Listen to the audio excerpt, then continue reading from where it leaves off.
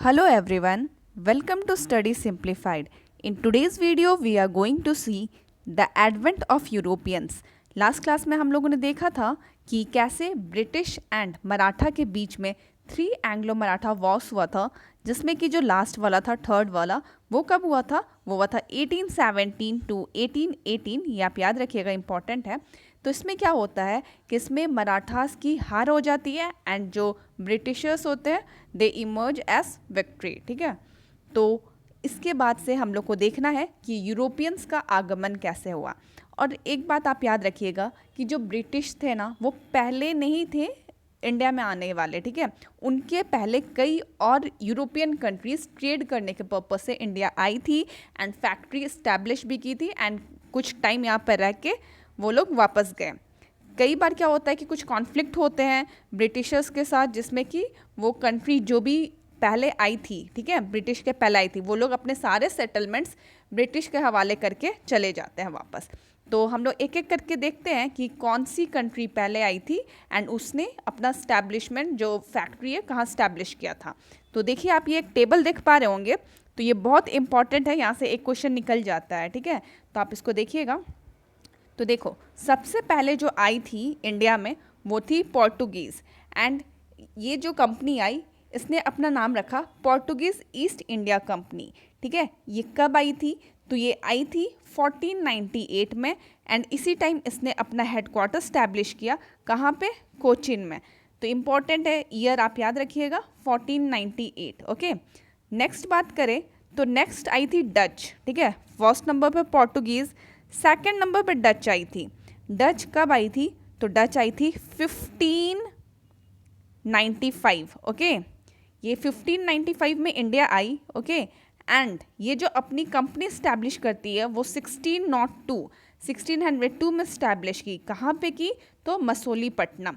ठीक है, मसूलीपट्टनम में अपना फैक्ट्री सेटअप की। तो आप एक चीज़ देखिएगा कि जो इंग्लिश ईस्ट इंडिया कंपनी है, ब्रिटिश वाले लोग, वो लोग 1600 में आते हैं एंड उसी टाइम वो लोग अपना हेडक्वार्टर स्टैब्लिश कर लेते हैं। बट ये जो डच है ना, ये तो 1595 में आ गया, बट इन्होंने काफ़ी लेट अपना कंपनी स्टैब्लिश किया, हेडक्वार्टर स्टैब्लिश किया 1602 में। ठीक है, तो आप ये याद रखिएगा। अब थर्ड कौन सा है? तो थर्ड है इंग्लिश ईस्ट इंडिया कंपनी। ये 1600 में आई एंड इसने अपना जो पहला फैक्ट्री कहाँ सेटअप किया? तो सूरत में किया। ठीक है, तो आप याद रखिएगा, आपको ईयर याद रखना है एंड किस कंपनी ने कहाँ अपना पहला फैक्ट्री सेटअप किया था वो भी याद रखना है। अगर हम बात करें फोर्थ नंबर की, तो फोर्थ में आती है डैनिश, जो उतना इंपॉर्टेंट नहीं है, एंड फिफ्थ में आती है फ्रेंच, जो कि अगेन इंपॉर्टेंट है। तो देखो, डैनिश ईस्ट इंडिया कंपनी 1616 में आई एंड इसने अपना कैपिटल श्रीरामपुर में रखा। अगर बात करें फ्रेंच ईस्ट इंडिया कंपनी की, तो वो 1664 में आई एंड उसने अपना जो कैपिटल है वो सूरत में रखा एंड देन पौंडीचेरी। तो देखो, आप ये जो टेबल देख रहे हैं यहाँ पे, जैसे पोर्टुगीज़ देखे तो उसने अपना हेड रखा था हेडक्वार्टर कोचिन में, बट जब उन्होंने एक्सपैंड कर लिया तो उन्होंने अपना कैपिटल शिफ्ट कर लिया था गोवा। ठीक है, उसी तरीके से जब हम लोग ईस्ट इंडिया कंपनी का देखें तो सबसे पहले उन्होंने फैक्ट्री स्टैब्लिश किया सूरत में। ठीक है, फिर धीरे धीरे मसूलीपट्टनम में, देन मद्रास में, बंगाल में। ठीक है, तो इस तरीके से जो फर्स्ट वाला ना, आपको वो याद रखना है। तो आई होप आप यहाँ पे समझ गए होंगे। अगर हम बात करें कि कौन पहले आया, तो आप याद रखिएगा सीरीज़, ये सीक्वेंस पूछा जाता है। सबसे पहले आए पोर्टुगीज़, देन आए डच, देन आए इंग्लिश और सबसे लास्ट में आए फ्रेंच। ओके, ये जो है आप याद रखिएगा, क्योंकि ये सीरीज़ जो सीक्वेंस है ये पूछा जाता है एंड ईयर भी आपको याद रखना है। ठीक है, पोर्टुगीज़ कब आए? 1498। डच कब आए? 1595। इंग्लिश मैन कब आए? 1600 एंड जो सबसे लास्ट है फ्रेंच, वो 1664। ठीक है, तो आप इतना समझ गए होंगे आई होप। अब चलो हम लोग आगे एक टेबल देखते हैं। देखो, यहाँ पर डैनिश कंपनी के बारे में क्या दे रखा है नोट में कि Danish company were force to sell all their settlements in India to British in 1845। तो इसी तरीके से आगे हम देखेंगे कि ये जो पोर्टुगीज़ है एंड फ्रेंच है, ये लोग भी अपने सारे सेटलमेंट्स वगैरह ब्रिटिश को दे के चले जाते हैं। उनके बीच में बैटल होता है जिसमें वो लोग हार जाते हैं एंड ब्रिटिश जो है वो सुपर पावर होके इमर्ज करता है। तो चलिए देखते हैं। तो सबसे पहले हम पोर्टुगीज़ के बारे में पढ़ेंगे, क्योंकि जो सबसे पहले आए थे वो पोर्टुगीज़ थे, है ना। और जो सबसे पहले पर्सन आए थे उनका नाम क्या था? तो उनका नाम था वास्को डिगामा। ठीक है, तो ये क्वेश्चन कई बार एग्जाम में पूछा जाता है। एंड वो कैसे आए थे, तो the cape route was discovered from Europe to India by Vasco da Gama. तो केप ऑफ गुड होप जो आप लोग नाम जानते हैं, वो किसने डिस्कवर किया था, तो वो डिस्कवर किया था वास्को डिगामा ने। ठीक है, कब डिस्कवर किया था, 1498 में डिस्कवर किया था। ठीक है, वो यूरोप की तरफ से आ रहे थे, तो वास्को डिगामा जो थे, केप ऑफ गुड होप कौन सा वाला रूट है मैं आपको बताती हूँ, अफ्रीका के नीचे जैसे अटलांटिक ओशन है ना, तो वो वाले रूट से आ रहे थे। ठीक है, तो क्या होता है, ये डिस्कवर कर लेते हैं वो रूट, एंड इंडिया में सबसे पहले कहाँ लैंड करते हैं, तो ये भी क्वेश्चन कई बार आता है, कैलीकट। ओके, कैलीकट कहाँ पे है, केरला में ही है, वहाँ पे ये लैंड करते हैं। और उस समय जो कैलीकट के रूलर हुआ करते हैं ना, उनका नाम होता है ज़ेमोरिन, वो उनका बहुत अच्छे से स्वागत वगैरह करता है। ठीक है, तो यहाँ से आपको देखो कितना क्वेश्चन निकल जाएगा। तो केप ऑफ गुड होप जो था वो किसने डिस्कवर किया था, वास्को डिगामा ने। And first person to come India, तो वो थे वास्को डिगामा अगेन। एंड ये कहाँ पे आए थे, कैलीकट में आए थे। कब आए थे, 1948 में आए थे। एंड उस समय कैलीकट का रूलर कौन था, तो ज़ेमोरिन था। तो देखो यहाँ से कितने सारे क्वेश्चंस निकल गए, तो आप इसको अच्छे से लर्न कर लीजिएगा। ठीक है, यहाँ से बहुत सारे क्वेश्चंस आ चुके हैं, तो ये इंपॉर्टेंट है, जो भी मैं बता रही हूँ वेरी इंपॉर्टेंट। ठीक है, चलो अब क्या होता है कि ये जब आए तो अपना इन्होंने ट्रेडिंग स्टेशन इस्टेब्लिश किया कैलीकट में, कोचिन में एंड कैन्नौर में। ठीक है, इसके अलावे अब देखो यहाँ पे मोस्ट इंपॉर्टेंट पॉइंट आता है जो क्वेश्चन आ रहा है। अब मैं आपको 3 पर्सन का नाम बताऊंगी जो आपको लर्न करना है। सबसे पहले फ्रांसिस्को डी अल्मेडा, ये कौन थे, तो he was the first governor of Portuguese, जो कि इंडिया के लिए अपॉइंट किए गए थे। अब देखो होता क्या है कि जो वास्को डिगामा है ना, वो जब 1498 में इंडिया आता है, तो यहाँ से क्या लेके जाते हैं, स्पाइसेस एंड क्लोथ्स वगैरह यहाँ से लेके जाते हैं एंड अपने कंट्री में सेल करते हैं। तो सेल करते हैं तो क्या देखते हैं कि उनको 60% प्रॉफिट हो रहा है। अब 60% प्रॉफिट कैसे हो रहा था, वो जो यहाँ पे आते हैं, आने जाने का जो भी खर्च हुआ, एक्सपेंडिचर बना, उसको माइनस कर दे, उसके बाद 60% का प्रॉफिट हो रहा था। तो वहाँ के जो गवर्नमेंट थे वो सोचे कि तो बहुत अच्छा डील है, तो इस वजह से क्या होता है कि वो अपॉइंट करते हैं एक गवर्नर को, एक वॉइस रॉय को, और वो इंडिया में उसको सेंड करते हैं टू स्टैब्लिश ट्रेडिंग पोर्ट। ठीक है, तो यहाँ पे आप ध्यान रखिए, जो सबसे पहले थे, कई बार क्वेश्चन में आता है who was the first governor of Portuguese, तो Francisco de Almeida, it is very important.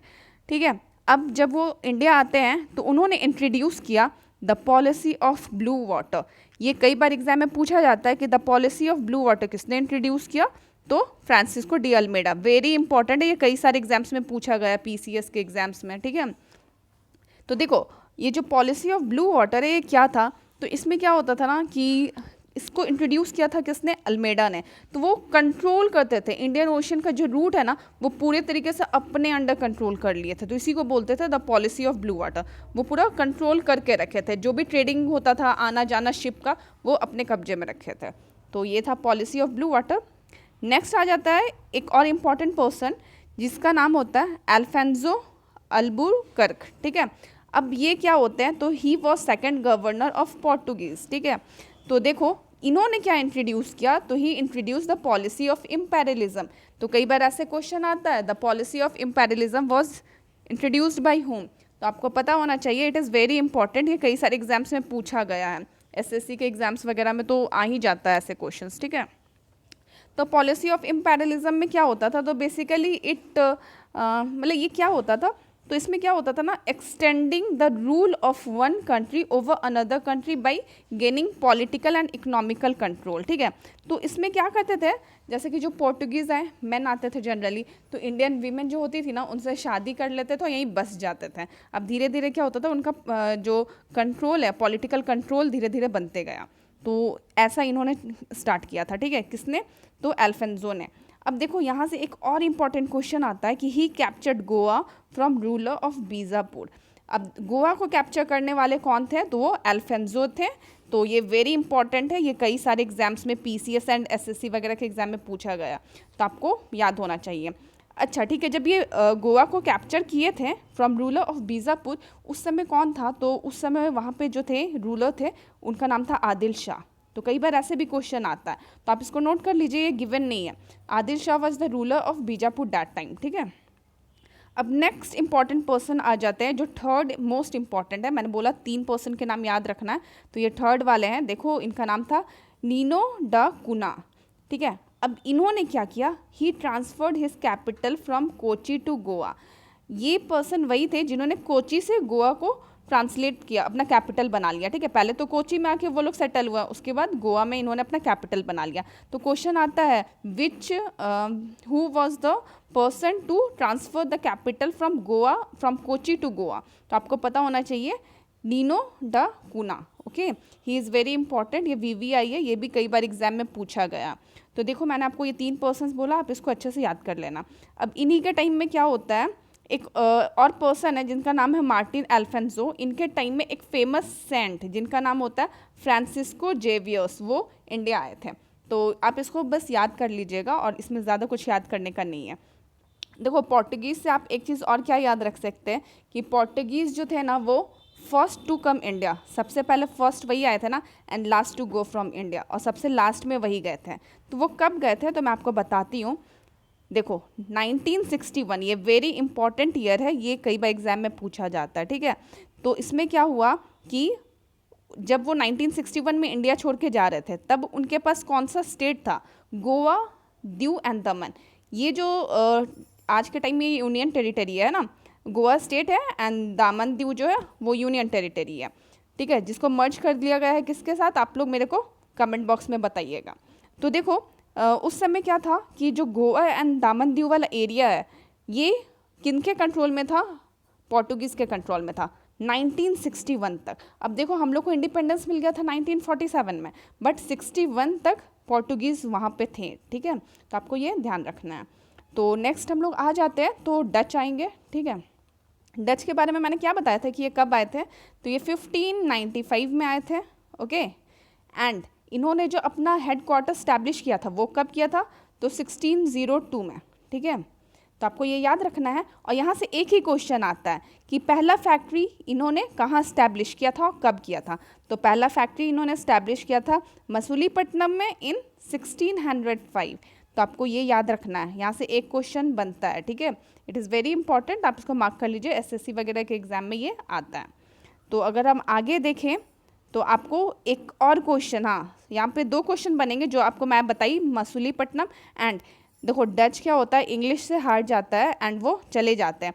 तो ब्रिटिश से जो हारते हैं कौन सा बैटल होता है, बैटल ऑफ बेड्रा, कब होता है 1759। इट इज़ वेरी इंपॉर्टेंट, ठीक है। Dutch conceded to English after their defeat in battle of Bedara in 1759। It is very important, ये बहुत सारे एग्जाम्स में पूछा गया, आप इसको अच्छे से मार्क कर लो, ठीक है। यहाँ से 2 क्वेश्चन तो पक्का बनेंगे डच से। चलो तो आपको बस ये याद रखना है कि जो पहला फैक्ट्री सेटअप किया गया था इंडिया में वो डच के द्वारा मसूलीपट्टनम में था, ठीक है, 1605 में, ठीक है। चलो अब इसके बाद क्या हुआ, बैटल ऑफ बेड्रा हो गया जिसमें कि डच हार गए एंड ब्रिटिशर्स जीत गए। तो अब ब्रिटिश का आ गया टाइम। तो देखो ब्रिटिश में हम लोग को क्या देखना है, तो देखो ब्रिटिश में भी मैं आपको 3 पर्सन के नाम बताऊंगी, तो आपको उनको भी अच्छे से लर्न करना है। तो देखो सबसे पहले तो आप ये याद रखना कि मैंने आपको बताया था जहांगीर के कोर्ट में कौन आया था, 2 पर्सन के नाम मैंने आपको बताए थे, आई होप कि आपको वो याद होगा। तो चलो मैं एक बार बता देती हूँ, यहाँ पे दे रखा है। तो कैप्टन विलियम हॉकिंस वो जहांगीर के कोर्ट में आए थे, ठीक है। क्यों आए थे, to seek permission to open factory at Surat. और ये 1609 यहाँ पे गलत दे रखा है, वो 1608 की बात है, ठीक है। तो विलियम हॉकिंस आते हैं जहांगीर के कोर्ट में to seek permission to open a factory in Surat. और ये कौन होते हैं, तो ये जो विलियम हॉकिंस है ना, ये रिप्रेजेंटेटिव होते हैं ईस्ट इंडिया कंपनी के, ठीक है। ईस्ट इंडिया कंपनी के रिप्रेजेंटेटिव होते हैं जो कि जहांगीर से परमिशन लेने आते हैं ताकि वो सूरत में फैक्ट्री खोल सके। तो इसमें क्या होता है, जहांगीर तो पहले रेजिस्ट करते हैं बट बाद में परमिशन दे देते हैं, ठीक है। तो 1608 में सूरत में फैक्ट्री बनना स्टार्ट हुआ, ठीक है। बट ऐसे कुछ बाद में जाके कुछ प्रॉब्लम्स होता है जिसके कारण काम रुक जाता है एंड फाइनली वो जो फैक्ट्री है वो बन के कंप्लीट होता है 1613 में। तो आपको यहाँ से 2 ईयर याद रखना है। अगर क्वेश्चन आता है कि इंग्लिश ने अपनी सबसे पहली कंपनी कहाँ पे इस्टेब्लिश की, तो सूरत में की एंड कब की, तो वो जो ईयर है वो 1608 का ही आएगा, ठीक है। ये राइट होगा, ऐसे क्वेश्चंस कई बार एग्जाम में पूछे जाते हैं, इनका जो राइट आंसर है वो 1608 होगा। आप लोग 1613 मत करके आइएगा, ठीक है। मैं एक बार फिर से बता दे रही हूँ, ये बहुत इंपॉर्टेंट है। सूरत में जो कंपनी स्टैब्लिश की गई थी ब्रिटिश के द्वारा, वो कब की गई थी? 1608 में, ठीक है। तो आपको ये याद रखना है। तो देखिए मैंने आपको बताया यहाँ पे कैप्टन विलियम्स हॉकिंस के बारे में। अब नेक्स्ट पर्सन जो थे सर थॉमस रॉ, ये कब आए थे? तो ये भी जहांगीर के कोर्ट में ही आए थे। एंड ये किसके रिप्रेजेंटेटिव थे? तो ये एम्बेसडर थे जेम्स वन के, ठीक है, जो किंग हुआ करते थे वहाँ पे। तो जेम्स वन के ये एम्बेसडर थे जो कि आए थे 1615 में। अब ये भी परमिशन लेने के लिए आए थे ताकि ये और फैक्ट्रीज खोल सके in different part of the empire, ठीक है, to obtain the permission to trade and erect factories in different part of empire. तो इस तरीके से 2 पर्सन का नाम आपको याद हो गया, ठीक है, कौन कब आए थे एंड कौन किसके रिप्रेजेंटेटिव थे, तो आप इसको याद रखिएगा, ठीक है।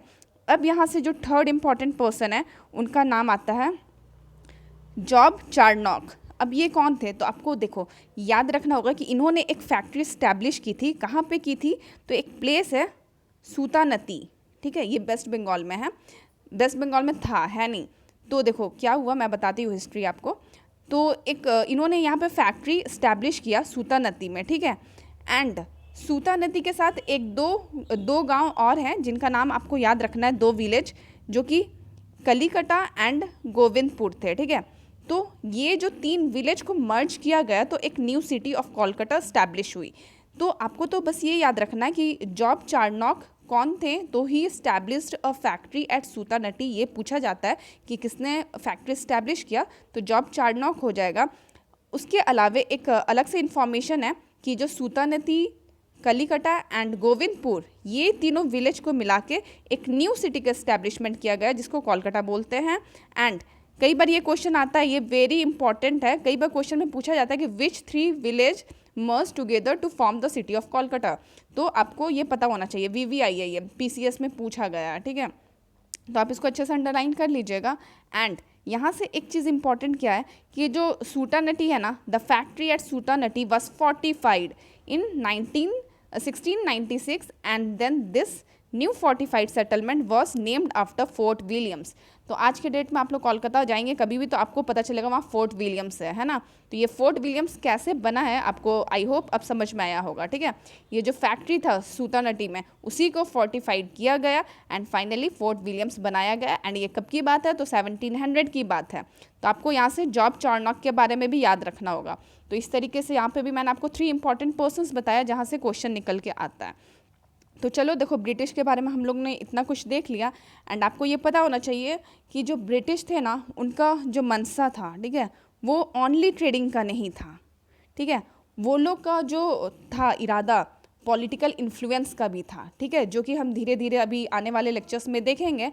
एंड इस वजह से क्या होता है, रिवॉल्ट्स स्टार्ट होते हैं, जैसे कि बैटल ऑफ पैलेसी हुआ एंड बैटल ऑफ बक्सर हुआ। तो ये तो हम लोग आने वाले क्लास में कवर करेंगे, बट आपको इतना पता होना चाहिए कि उनका जो मंशा था वो ट्रेडिंग का नहीं था, पॉलिटिकल इन्फ्लुएंस का भी था, जिसके कारण रिवॉल्ट्स स्टार्ट हो गए। तो आई होप अब आप समझ पाए होंगे कि ब्रिटिश के पहले भी यूरोपियन कंट्रीज़ आए थे ट्रेडिंग के पर्पज़ से, बट धीरे धीरे सब चले गए एंड ब्रिटिश रूल स्टार्ट हो गया था, ठीक है। एंड जो भी रिवॉल्ट्स वगैरह वो हम देखेंगे। अब देखो हम लोग को एक फ्रेंच भी पढ़ना है, मगर ये मैं नेक्स्ट वीडियो में करवाऊंगी, क्योंकि फ्रेंच में हम लोग को एंग्लो फ्रेंच कॉन्फ्लिक्ट्स भी देखना है और ये बहुत important exam point of view से। तो मैं इसको डिटेल में अच्छे से नेक्स्ट वीडियो में करवाऊंगी, ठीक है। तो अगर आपको कोई क्वेरी होगा तो आप कमेंट बॉक्स में पूछिएगा। And thanks for watching.